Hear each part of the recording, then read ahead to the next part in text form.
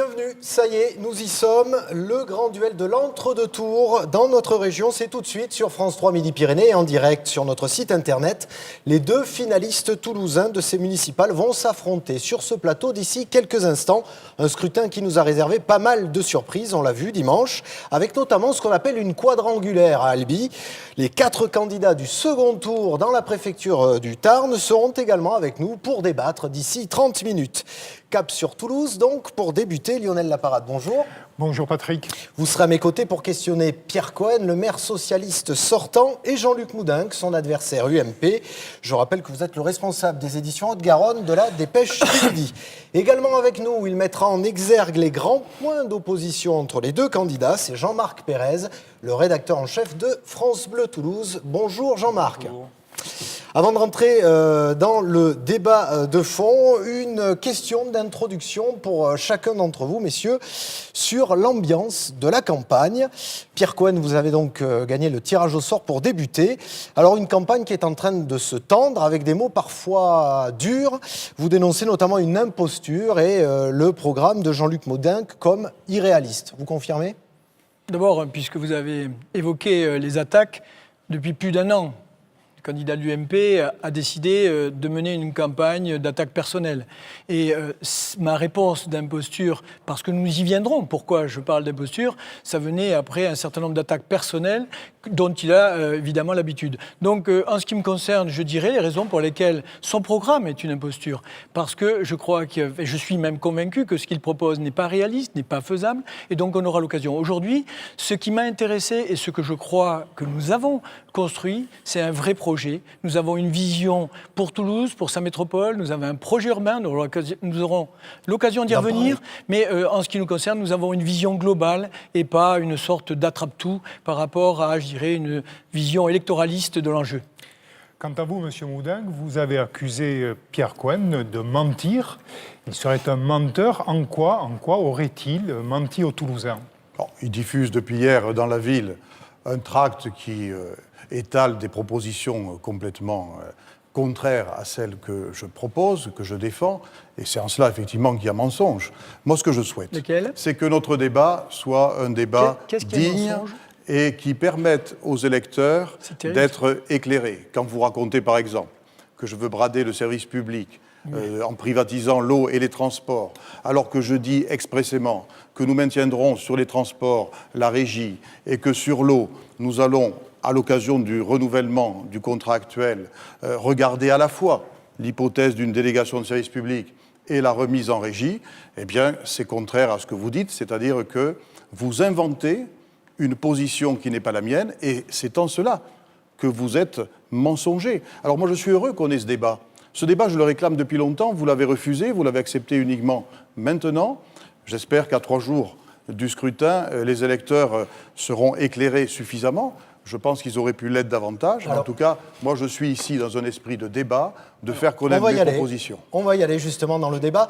Un dernier point également qui va compter dans cette campagne de l'entre-deux tours. Je peux quand même essayer de répondre. Allez-y, répondez rapidement. Sinon... Non, mais l'objet, c'est le débat. Allez-y. Donc, quand il y a une attaque, je pense que l'intérêt, c'est quand même de pouvoir répondre.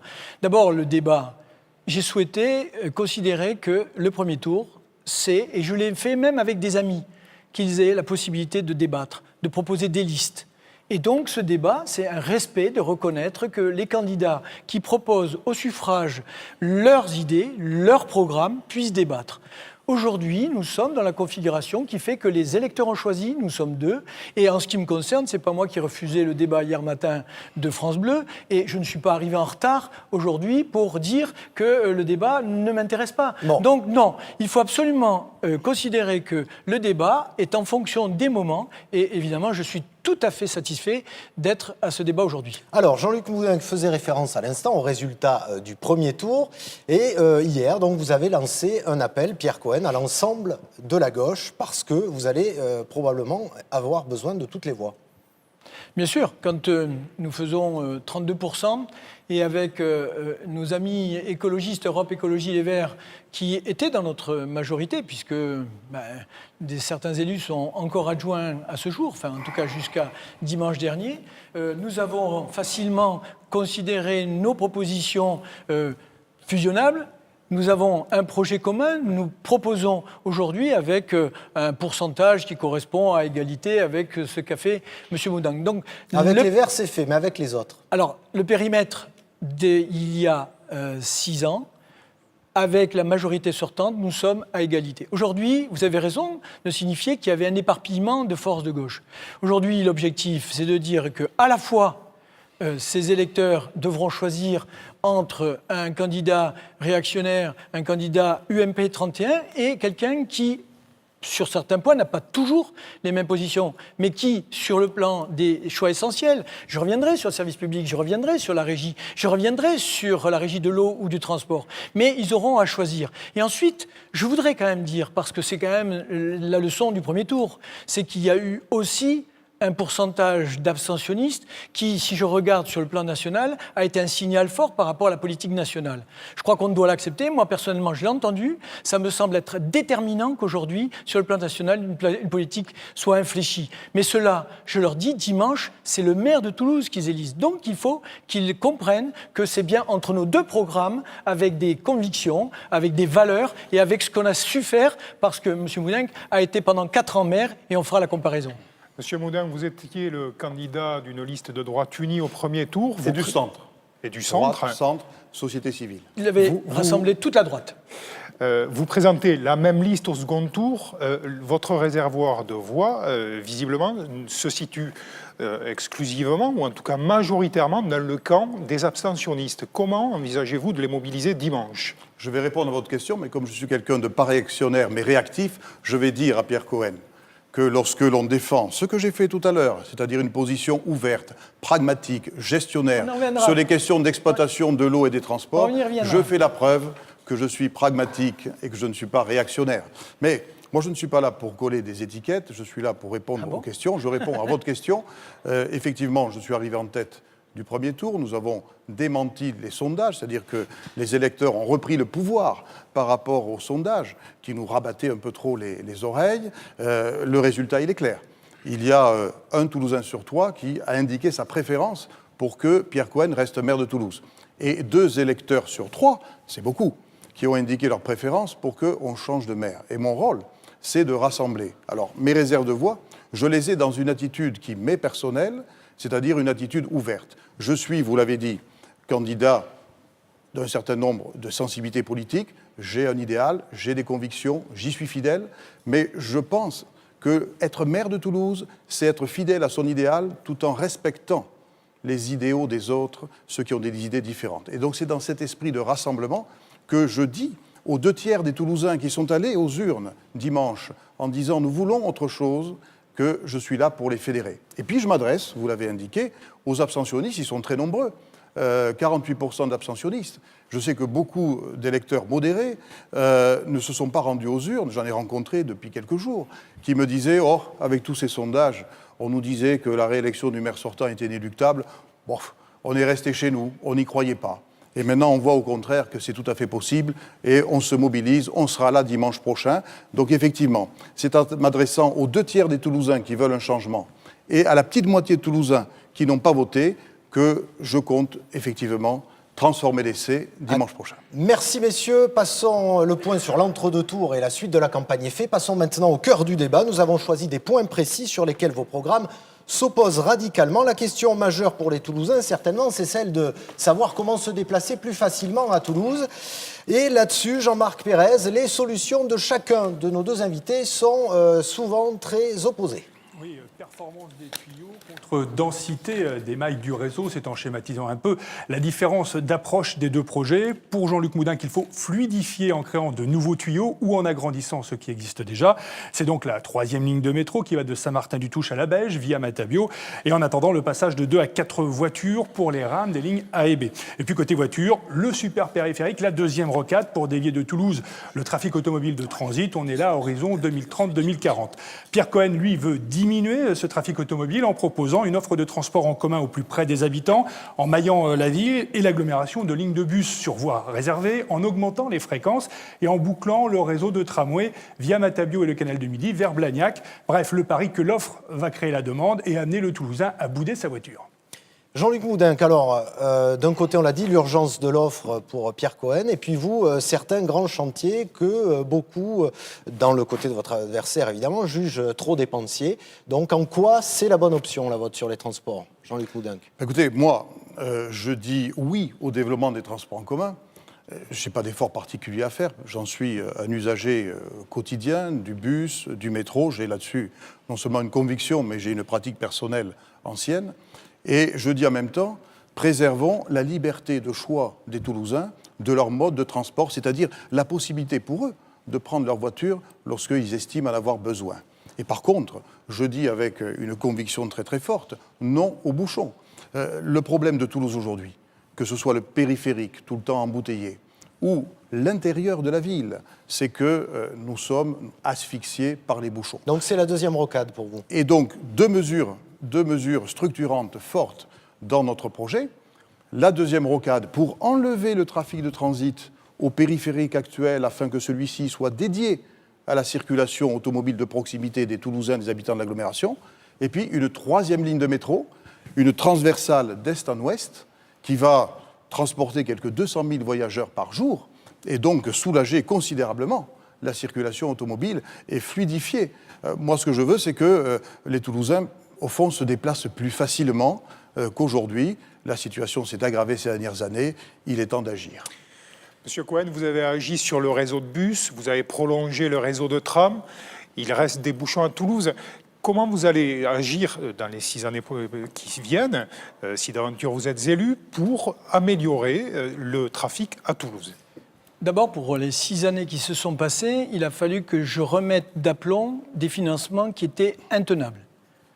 Je ne reviendrai pas dessus, je me suis souvent expliqué, 1,5 milliard de dettes, une incapacité... On va revenir sur la gestion de la ville tout à l'heure. D'accord.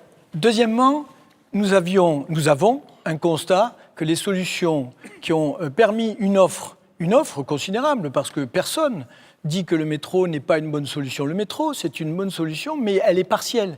Elle couvre une partie du territoire. Aujourd'hui, si on veut être vraiment efficace par rapport aux bouchons, si on veut vraiment répondre aux pics de pollution, il y a une nécessité d'urgence. Et l'urgence, elle n'est pas de reporter à 15 ans la réalisation d'une 3e ligne de métro. Et alors, ne parlons pas... 10 ans. Mais non, vous le savez très bien que c'est faux. 10 ans. C'est faux, vous le savez. Écoutez, je suis en responsabilité, je sais exactement ce qui se passe quand on lance Mais à partir de vous n'avez maintenant. jamais fait de ligne Non, de mais, métro. oui, mais j'ai vu ce que vous avez On fait. a l'expérience. J'ai vu ce que vous avez fait entre le temps de la décider Mais je et vais le temps de expliquer. l'OM, c'est 15 ans. Je vais expliquer. Donc 15 ans, et puis en plus, vous vous rendez compte, faire croire qu'aujourd'hui on fait une deuxième rocade. Ce n'est pas vrai, parce que M. Moudenc dira exactement où il a fait passer. S'il ne veut pas contrarier, même dans sa circonscription, des gens de Mons ou des gens, je dirais, qui sont à 10 km, il faudra qu'elle passe à 20 km. Et ça sera quoi?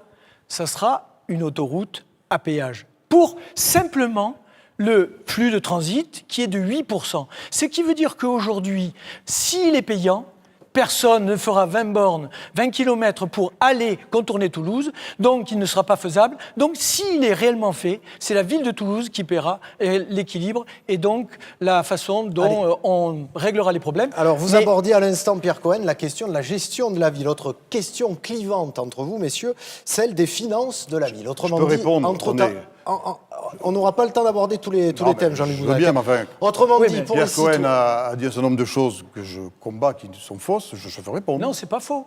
Je veux répondre. Vous voulez Oui, pas que je réponde? Alors, moi, répondez j'ai sur pas- le j'ai métro, pas managé le débat, sur le moi. métro et la rocade. Moi, j'ai Allez-y, pas managé rapidement. le Je vais débat, vous dites ce que répondre. vous voulez, mais je vous dis que c'est pas Je faux. vais répondre plusieurs choses. Et vous n'allez pas me donner D'abord. des sentences comme vous avez l'habitude de Mais le non, faire mais je fais pas de régulièrement. sentences. Vous savez, alors allez-y, C'est vous qui êtes répondez. sentencieux puisque vous essayez de m'empêcher de vous répondre. Ah, pas du tout. Je Alors, vous est-ce dis que vous que- acceptez de vous taire 2 secondes pour que je vous réponde? Allez-y, Jean-Luc Alors, ne Moudenc. parlez pas de mensonges. Moi, je vous ai écouté attentivement. Ne parlez pas de mensonges. Je vous demande de Allez-y. bien vouloir arrêter de parler pour que je Alors, vous réponde. répondez, Jean-Luc Moudenc, D'abord, c'est sinon pas on vous n'aura non pas plus le qui temps managez le d'aborder débat, tous les d'accord thèmes. Allez-y. Je peux vous répondre? Bien sûr, bien sûr. Bien. Allez-y. Hein? Je comprends qu'il refusait le débat. Bon. La Elle était ligne de préparée, métro. celle-là, avec Oscar La ligne de Martinez. métro. La ligne de métro. Monsieur Cohen, vous n'avez jamais fait de ligne de métro. Vous avez même combattu l'idée de Dominique Baudis d'introduire le métro à Toulouse. Vous étiez contre la première ligne, la ligne A. Voilà, c'est votre conviction. En 83. Nous avons fait la ligne A, nous avons fait la ligne B. La ligne B, c'est Jean-Pierre Plancade et moi qui avons fait l'essentiel dont du je faisais travail. partie. Je vais vous donner mon témoignage. Rapidement. La ligne B, il y a eu 3 années d'études et il y a eu 6 années de travaux. C'est-à-dire, Non. ça a pris 9 ans. Par conséquent, lorsque je dis que nous aurons la 3e ligne de métro à échéance de l'arrivée du TGV à Matabio dans 10 ans, je suis dans la réalité. Par ailleurs, la seconde rocade, vous vous interrogez sur son financement. La réponse, vous l'avez, c'est pas moi qui la donne, vous l'avez dans un rapport de l'État qui date de 2008, qui fait suite au débat public sur le grand contournement. Page 103 exactement, je suis précis, il est indiqué que cette infrastructure pourra être totalement financée par le péage des véhicules extérieurs. Ce n'est pas les Toulousains qui vont payer. Répondez là-dessus, C'est le Pierre transport Cohen, et on mais passe à attendez, autre chose, mais ça, on n'aura pas le temps de faire tous les thèmes. Répondez C'est ce là-dessus. qu'il cultive comme mythe, mais je peux vous garantir qu'à 20 km, 92% de ce qui fait l'utilisation de la rocade et de la ville de Toulouse n'iront pas à 20 km. Et je peux vous dire que vous n'équilibrerez pas. Regardez simplement Toulouse-Castres. Ça fait 30 ans qu'on essaie de le faire. Regardez le dernier tronçon de la rocade actuelle. Il a fallu que je tape sur la table. Les amis de Jean-Luc Moudin n'ont pas voulu la faire, ont voulu le reporter. Donc je peux vous dire qu'aujourd'hui, l'État ne paie plus des financements, la région ne paye plus les financements, donc les privés ne peuvent pas rééquilibrer des choses qui ne seront pas utilisées. Il faut comparer ce qui est comparable. Mais Toulouse-Castres, c'est 2 à 3 000 passagers par jour, 2 à 3 000 véhicules par jour. La à rocade, 20 km, ça sera combien ? la deuxième rocade, Et à 20 le km, trafic de transit, c'est 66 000. Mais non, à 20 km, vous n'aurez pas les utilisateurs. Lisez le rapport. Mais non, vous savez bien que vous mangez. C'est parce que vous ne dites pas où elle passe. C'est parce que vous ne dites pas où elle passe. Mais elle passe pas à 20 km. S'il vous plaît, messieurs, autre question clivante entre vous. Les finances de la ville, autrement dit pour les citoyens, comment va-t-on gérer les finances de la ville ? Les impôts vont-ils augmenter ? Et là aussi, les deux adversaires s'opposent franchement, Jean-Marc Pérez. Oui, le dernier conseil municipal de la mandature, c'était en janvier dernier, s'est conclu par l'adoption, sans faire trop de vagues, du premier recours à l'emprunt de la ville de Toulouse depuis 22 ans, un emprunt de 15 millions d'euros pour financer justement les investissements dans le domaine des transports. La collectivité est là pour investir, estime Pierre Cohen, afin d'améliorer le quotidien des habitants. Jean-Luc Moudin prône lui le retour au zéro endettement municipal, zéro augmentation des impôts. Il veut même la baisse de la cotisation foncière des entreprises, des économies de fonctionnement et d'échelle pour la collectivité, économie égale autofinancement. Et puis, pour certaines infrastructures, parking ou rocade, la concession au privé doit alléger la facture. Monsieur Cohen, vous prônez l'investissement par l'emprunt. Est-ce que l'investissement dans les 6 prochaines années, est-ce qu'il pourrait être financé par une hausse des impôts ? J'ai prouvé pendant 6 ans, contrairement à ce qui avait été dit il y a 6 ans, que je pouvais à la fois conforter les services publics, avoir une véritable politique d'investissement et avoir une stabilité financière qui fait que les impôts n'ont pas augmenté plus que sous la responsabilité de M. Moudin. Donc, de ce côté-là, je l'ai prouvé. Deuxièmement, oui, vous avez raison, nous n'avons jamais eu le dogme de la dette zéro parce que nous pensons que la dette permet d'avoir des investissements que j'appelle durables, c'est-à-dire pour les générations futures, pour faire des projets qui permettent, comme cela se passe dans le cadre des investissements transport ou des gros investissements qui durent 50, 60 ans. Donc notre volonté, et c'est ce qui s'est passé, puisque la dette qui a commencé, 15 millions d'euros, il faut voir toutes les dettes des autres villes, eh bien elle a été enclenchée parce que nous avons fait 60 millions d'euros d'investissement dans les écoles, parce qu'il y avait un retard colossal dans les écoles. Parce que nous avons, et c'est là où je demande à M. Moudin, comment il va, puisque j'ai appris aujourd'hui qu'il maintenait la régie de transport. Donc ça veut dire que s'il maintient la régie du transport, ça veut dire que c'est obligatoirement avec le financement de la communauté urbaine et de la future métropole qui va abondé par rapport à la taxe transport qui fait l'essentiel des ressources pour pouvoir investir. Répondez, Jean-Luc Moudin. Je vais lui demander comment il fait pour que ce qu'il a toujours fait, c'est-à-dire vraiment mettre Toulouse hors du contexte, épargner Toulouse, prioriser Toulouse et ne pas faire ce qu'il a fait pendant des années, et bien de s'occuper de ce qu'est l'agglomération et en particulier du syndicat des transports. Répondez sur la question et ensuite sur ce que vous allez faire pour gérer la ville. Tout à fait. Donc je réponds à la question précise de Pierre Cohen et moi je le fais sans détour et sans l'interrompre. Bien. Donc, il faut maîtriser davantage le budget de fonctionnement des transports. Il a dérapé sous votre mandature. Entre 2002 et 2008, le budget de l'exploitation des transports en commun a augmenté de 23 millions d'euros, d'après les comptes administratifs. Depuis 2008, il a augmenté de plus de 80 millions d'euros. C'est-à-dire que le rythme d'augmentation des dépenses de fonctionnement, d'exploitation a été pratiquement multiplié par 3. Il faut maîtriser ces dépenses d'exploitation si on veut se concentrer sur les investissements nécessaires au développement des transports en commun. Sur les finances de la ville, l'engagement que je prends est très clair, c'est celui de la stabilité fiscale. Lorsque j'étais en responsabilité, nous l'avons pratiqué. Mes prédécesseurs, Philippe Douste-Blazy, Dominique Baudis, l'avaient pratiqué aussi. Donc, engagement de stabilité fiscale. Simplement, une fois qu'on a dit ça, il faut expliquer comment on arrive à la stabilité fiscale. Et moi, j'ai donné effectivement une indication très claire, la nécessité d'opérer des économies dans le budget de fonctionnement. J'entends que Pierre Cohen, lui, indique qu'a priori, il va vers la stabilité fiscale. J'aimerais savoir comment il assure un tel objectif. Est-ce que c'est, par exemple, par un recours beaucoup plus important à la dette municipale au cours du mandat 2014-2020 ou par tout autre moyen? On va le laisser répondre, Pierre Cohen, à cette question. Alors d'abord, les propositions faites par M. Moudin sont rien de nouveau. C'est-à-dire qu'en fait, attention, il reste en régie. Ça, c'est vraiment le plus gros scoop que j'entends aujourd'hui. Il diminue la dépense. Ça veut dire quoi? Ça veut dire que l'offre que nous avons réussi à créer, qui a été déjà une première réponse, puisqu'il faut savoir que nous avons réussi en surface, entre les bus, le prolongement du tramway, d'avoir une offre qui est pratiquement en croissance équivalente à celle du métro sous sa responsabilité. Ce qui veut dire qu'aujourd'hui, eh bien, s'il diminue très sensiblement, ça veut dire qu'il y aura moins de bus, il y aura moins d'offres de transport, et en plus, ça se fera dans une période où il préparera la 3e ligne du métro. Je laisse évidemment les Toulousains comprendre ce qui va se passer, plus de bouchons, plus de voitures sur les routes. Deuxièmement, pour répondre à sa question, puisqu'il m'a posé une question, eh bien oui, nous avons une nécessité. D'abord parce que la ville de Toulouse a de la chance. Nous sommes dans un endroit où la démographie croît. Nous avons de la chance d'avoir des ressources qui croît sans augmenter l'impôt.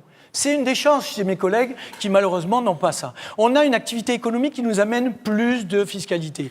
Donc il y a nécessité de trouver un équilibre entre la stabilité fiscale, considérer qu'un certain nombre de services sont nécessaires et de temps en temps, par rapport à des grands projets, comme ça s'est fait sur le transport, mais surtout aussi sur certains grands programmes, eh bien d'emprunter, mais sans mettre la ville sous la dette. Merci, on referme ce chapitre. Il nous reste une question là, sur l'urbanisme. Sur les bus. Ah oui, Une question sur l'urbanisme qui concerne vraiment les Toulousains. Je peux répondre sur les bus. Rapidement, en 30 secondes. Bien évidemment, je ne vais pas supprimer les bus. Et comment vous diminuez, alors les bus, je vais au contraire faire, dès cette année, un inventaire de l'offre quartier par quartier pour voir comment on peut améliorer les choses sans attendre la 3e ligne de métro. Par contre, je crois qu'en réalité, votre stabilité fiscale, vous allez la financer autrement. J'ai ici une note interne de la ville de Toulouse, de la direction des finances, datée du 30 décembre dernier. Elle indique pour la mandature 2014-2020 que vous prévoyez de diminuer les investissements de la ville, 150 millions en 2014, 67 millions en 2020. Donc il faut que les Toulousains sachent que si vous êtes réélus, il va y avoir une diminution de l'effort d'équipement de la ville, les prestations en termes de crèches, d'écoles, d'équipements sportifs et culturels. Je tiens cette note comme d'habitude, à la il cherche dans les Allez. poubelles des notes qui pourraient lui donner raison, alors que franchement, est-ce que c'est une signé de la orientation direction des finances. Oui, est-ce que c'est une note Si vous appelez ça la poubelle, c'est pas Non, très- mais c'est vous qui allez les chercher dans les poubelles. C'est pas très Allez, c'est glorieux. vous qui allez les chercher dans les poubelles. Dernier thème, une dernière cachez votre question, stratégie. Lionel, sur Oui, l'urbanisme. Oui, vous évoquiez tout à l'heure, Pierre Cohen, la dynamique démographique de cette ville et de cette agglomération. Il se pose bien entendu la question de l'urbanisme. C'est une préoccupation également essentielle des Toulousains sur cette fin de mandat. Que faut-il faire en fin de compte? Est-ce qu'il faut densifier cette ville? La densifier comment? Est-ce qu'il faut préserver son cachet? On a là deux approches assez différentes de la question de l'urbanisme. Monsieur Cohen, votre avis là-dessus, s'il Une vous plaît. minute chacun pour répondre là-dessus Alors, et après en on une est minute, déjà c'est sur très la dur, mais conclusion. c'est un sujet majeur. J'ai un projet urbain pour les 20 prochaines années. Nous l'avons construit avec des professionnels, avec les bailleurs sociaux, avec les comités de quartier, avec les associations et les citoyens. Nous avons, il y a une brochure, 2 ans après, avec un colloque qui montre notre ambition urbaine. Évidemment, nous sommes tous obligés, personne ne peut nier que nous sommes obligés de contrer le fil de l'eau qui fasse que l'aire urbaine se construise. Donc nous avons une responsabilité, la ville de Toulouse, la première couronne, d'avoir une plus grande densification. Mais densification, ça ne veut pas dire mauvaise qualité urbaine. Donc nous avons, et c'est un vrai pari, parce que les Toulousains sont très sensibles. Et la façon dont on a lancé le plan local de l'urbanisme montre que nous sommes soucieux, au point que j'ai entendu, et je souhaite faire une fabrique par quartier pour savoir quel est le projet urbain qui se décline, avec évidemment accueillir des nouveaux, accueillir des gens qui veulent habiter sur Toulouse, mais en même temps une qualité urbaine avec une forme humaine, une esthétique urbaine et surtout ce que veut dire l'urbain. L'urbain, c'est des services, c'est de l'espace public, c'est aussi une qualité architecturale. Merci. Une question, la même. À quoi, pour vous, va ressembler le visage de Toulouse demain au niveau urbanistique? Vous avez 30 secondes de retard, vous avez donc une 30 pour répondre à cette question. Et nous passons ensuite aux conclusions. Jean-Luc. Alors, Toulouse doit se développer, bien sûr, mais je n'adhère pas à la vision qui vient d'être proposée, à savoir la densification. Moi, je suis pour une densité modérée. Et à partir de là, nous réviserons le plan local d'urbanisme de manière à respecter davantage l'identité toulousaine, l'identité des quartiers. Quand un quartier est pavillonnaire, il doit le rester. Et je compte aussi faire en sorte que le patrimoine, la mise en valeur du patrimoine à Toulouse, dans la ville-centre, mais aussi à Toulouse, dans les quartiers, devienne un vecteur principal, fondamental du plan local d'urbanisme. Et puis après, on a de grands chantiers. On a le centre-ville, l'écusson historique, qu'il faut continuer à aménager en donnant au mode doux la priorité. Il y a le grand projet de ville dans les quartiers qu'il faut poursuivre, même si le volet urbain doit être, à mon avis, complété par un volet humain, social, éducatif, de soutien aux familles. Voilà les enjeux. Et puis, on a un patrimoine précieux qui est le patrimoine naturel que l'histoire nous a légué, les berges de la Garonne, l'île du Ramier, le canal du Midi. C'est quelque chose de fantastique, il faut les mettre en valeur, les aménager. On en a beaucoup parlé au cours des dernières années, rien n'a été fait pratiquement, il faut s'y mettre vraiment. Ça sera bien pour la qualité de vie des Toulousains, ça sera bien aussi pour les visiteurs et le tourisme à Toulouse. Merci Jean-Luc Moudenc. Nous passons donc à la conclusion. Vous avez 1 minute chacun pour adresser un dernier message aux électeurs, notamment ceux qui soit ne sont pas venus voter, soit n'ont pas forcément voté pour vous. Pierre Cohen. Bien d'abord, je voudrais quand même juste un mot pour dire que c'est le schéma de cohérence territoriale qui a défini le fait que le noyau dense serait sur Toulouse et l'agglomération voté par l'unanimité, je dirais, des élus. Aujourd'hui, eh bien, nous sommes au second tour et nous avons la nécessité de choisir le maire. Ce n'est ni des messages nationaux, ce ne sont pas, je dirais, la façon dont on peut dire qu'on n'est pas complètement d'accord. Il y a d'un côté quelqu'un qui veut rassembler les forces de gauche, de progrès, écologiste. Aujourd'hui, mon programme est compatible écologiste. Ce n'est pas possible avec les propositions de transport de M. Moudenc.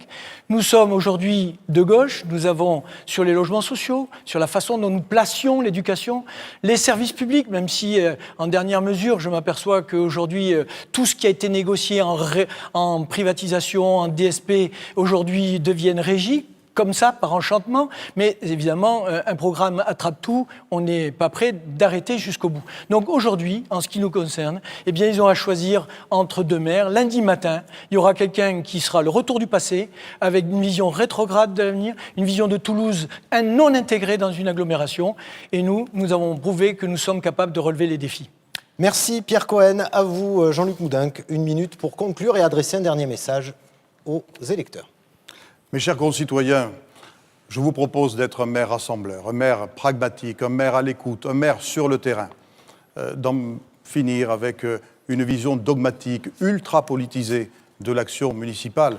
Toulouse n'est pas pour un camp politique ou pour un autre camp politique. Toulouse, c'est Toulouse pour les Toulousains. C'est ma proposition. Je vous propose un nouvel élan pour notre ville, préparer l'avenir avec des projets audacieux qui vont donner de l'emploi à travers les chantiers, des projets qui vont également faire progresser l'écologie, la vraie écologie, parce que quand on attire les gens vers les transports en commun efficacement et que l'on rétablit la fluidité dans la circulation automobile, on diminue la pollution et on fait avancer la cause de l'écologie réelle et non pas politique. Je vous propose d'être ce maire-là, à votre écoute, avec 20 maires de quartier qui assureront une proximité à votre service.